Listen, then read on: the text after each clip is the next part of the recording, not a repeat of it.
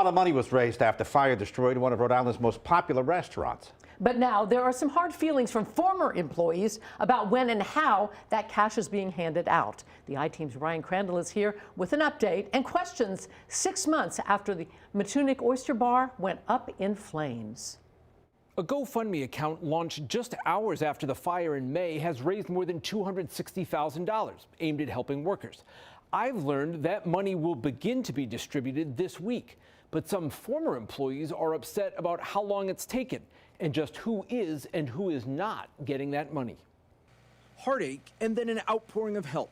When a waterfront Rhode Island success story burned just as summer was about to start, supporters stepped up, donating to a GoFundMe started by Matunuck Oyster Bar supporters. Where is that money now? This former employee did not want her identity publicly revealed. It's now 6 months later and we haven't seen any of the money. It was meant for employee relief. These people were nice enough to help us and we haven't received the help. The GoFundMe reads, your donation will directly support the rebuilding effort and help the dedicated employees bridge the gap until MOB is back up and running. The Matunuck Oyster Bar did reopen to some extent with much fanfare about 6 weeks later in a tent across the street. So where is the $260,000 now? It's an easy concept to start a GoFundMe. It's not an easy concept to put out money for 200 different individuals. It's in the hands of Farouk Rajab's Rhode Island Hospitality Association. The trade group had held its own fundraiser for Matunuck Oyster Bar workers, raising more than $100,000, and sent out those checks to displaced workers starting just a couple weeks after the fire. Well, a few months ago, the GoFundMe organizers got in touch. They didn't have the means to cut checks, and they didn't have that mechanism in place.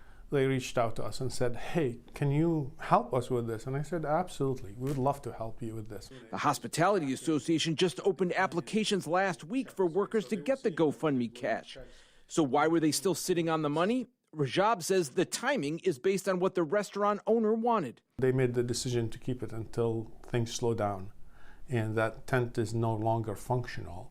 And knowing that the employees are going to have a future need, right, in the winter. Matunuck Oyster Bar owner Perry Rasso did not want to do an interview on camera, but talked to me at length over the phone.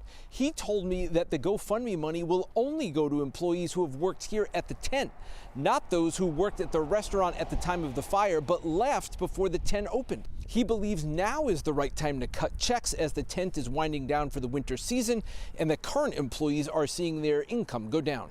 He told me, quote, I put in a lot of thought and talked to a lot of people, and I'm trying to do the right thing, and I think I am. We're just trying to make sure the money goes to the employees that need it. I'm assuming the people that didn't come back have other work. We have a unique situation. It's not an easy thing to distribute and decide, Rasso told me.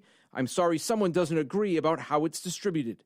I talked to 4 former employees who expressed frustration, questioning why workers who may have needed to find other jobs in the aftermath of the fire are being left out of the GoFundMe money while believing it was meant for them. These people who are new employees who were not affected by the fire are now going to be getting that money, and that doesn't seem very fair to us.